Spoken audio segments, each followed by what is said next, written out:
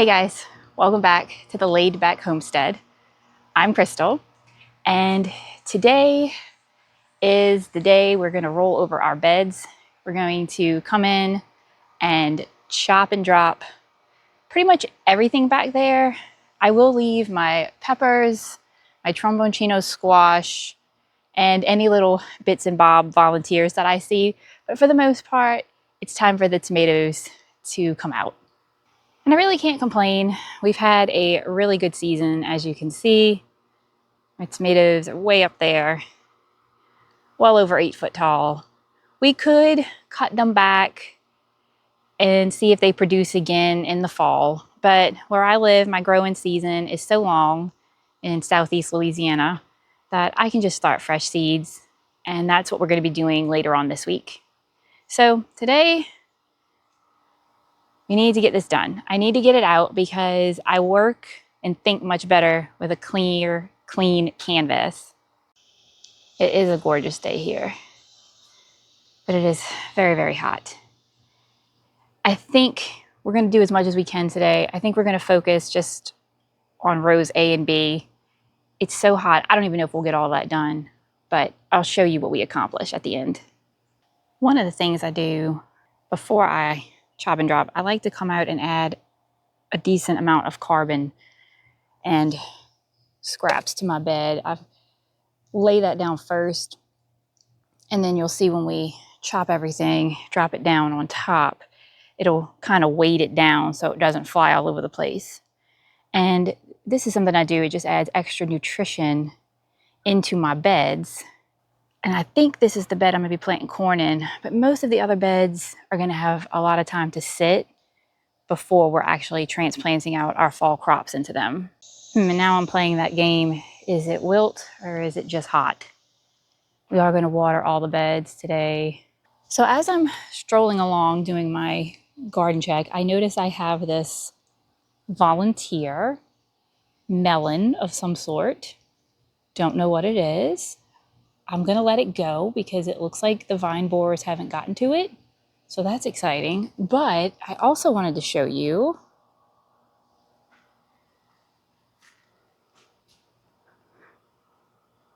my tromboncino. This was a volunteer plant that actually started in this bed, traveled my trellis system, well, my support system for my tomatoes, and has been spreading slowly across the yard. But I did not know this was growing here. So just within a matter of a couple days, I say tromboncino, it could be a gugutza. I think normal people say cucuza, but where I'm from, my family is Italian, they called it gugutza. So I'm not sure, because like I said, it was volunteer. With these squash, I'm going to harvest this today, and we're going to eat it like as a zucchini or summer squash. You can let them get much bigger and then treat it like a winter squash and store it over time. I had some that stored for quite a while last year, but my kids much prefer like zucchini and summer squash. So we're going to harvest this today. Got a lot of birds out here waiting for lunch.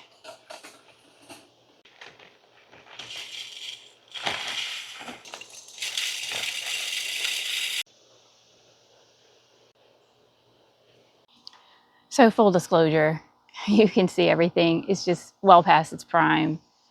It's rotting. We've got a lot of pest pressure that are introducing diseases in here. So it's time to get rid of all of this.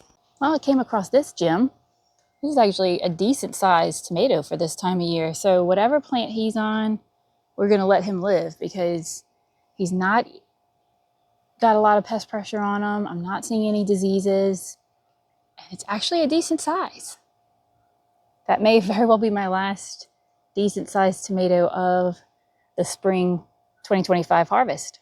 My yellow zinnias are now officially taller than me, going strong.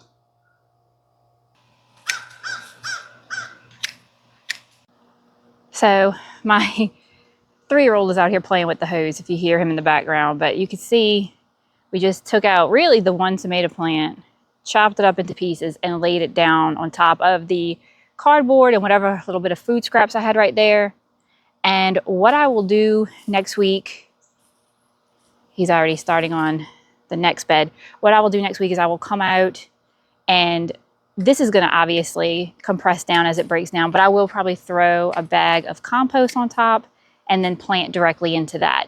We did leave the potato in this bed as well as the cosmos. The cosmos don't seem to be impacted by the wilt. I've already lost 2 potatoes out of here due to the wilt. This guy's still going strong, so I'm not really sure if he's gonna make it. We'll see. I don't have high expectations, but if he makes it. And then I think in here is actually a pepper that we left. So now he hasn't been getting a whole lot of light due to being shaded out. So now hopefully some of these things will be able to flourish. And our great Thai we left in there as well. I say great Thai, I think it's big Thai is the variety. So another benefit to having a hard reset date in your garden, switching from summer to fall, is, for me at least, water savings. Because right now, you know, to keep these plants alive, even though I have self-watering beds, they use up a lot of water during the summertime, and they're not actively producing anything. So it just doesn't make sense financially to keep them alive when they're really not producing, and I'm still having to come out and fill up my beds. As you can see, the hose going in my little tube back there. If I'm having to come out and fill up my beds every 2 to 3 days, it's just not very cost effective. So I'd rather chop and drop, and then my water consumption will go down a lot.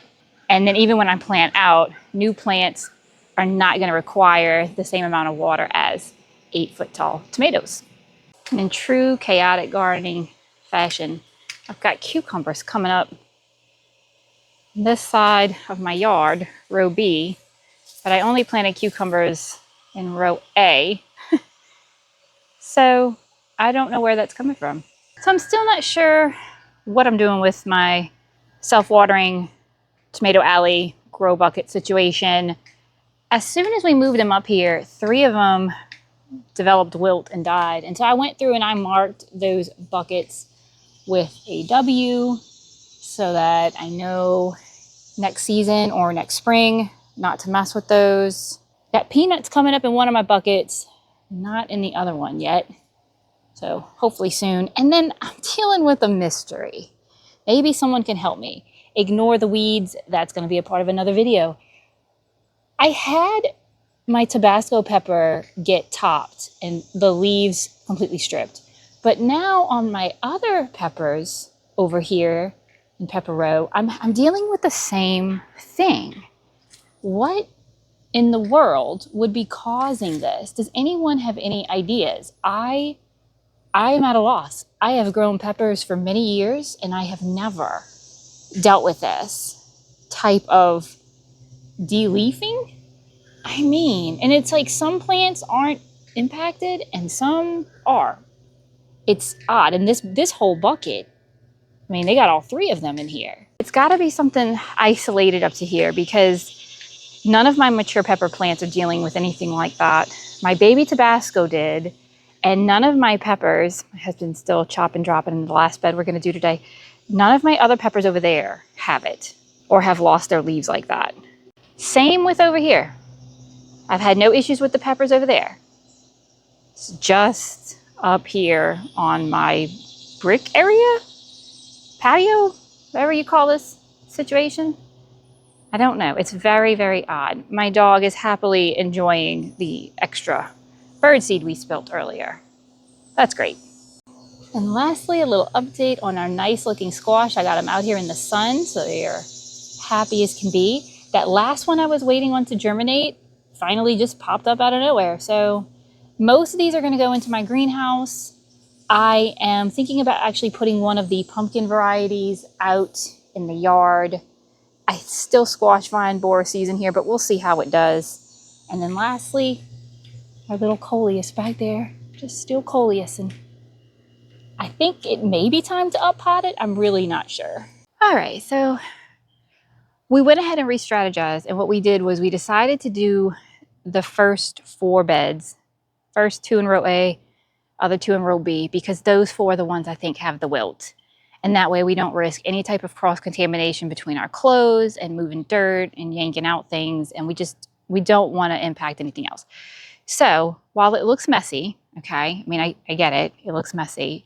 And it took my husband a few years to get on board with this method because he couldn't stand to see it like this. It will break down fast enough, but you can see the difference between the beds we haven't touched and the beds we worked on. And we left a few things. Like I said, we left all of our peppers that were growing in here. The potato, we left the basil. My melon, we kind of uncovered and laid him out. He was growing all up in the tomatoes. This way, I'm hoping he can root along the dirt and play happy in our heat. And on this side, we left in our cucumbers, which they're looking like they may have the wilt. So not much I'll be able to do about that. As well as the pepper that was still holding on in our basil. And we have another pepper over here that had gotten very leggy due to all of the shading out. We did, of course, leave in our gugutza or tromboncino. I'm not sure. If you know what it is, let me know. They both look the same to me and I get them confused. I've grown both, so it could literally be either one that volunteered. And then in the last bed that we worked on today, we left our peanut and our zinnias nice and tall. I'm hoping now that they're getting more sun, I may come out and chop them back and see if they'll grow bushier.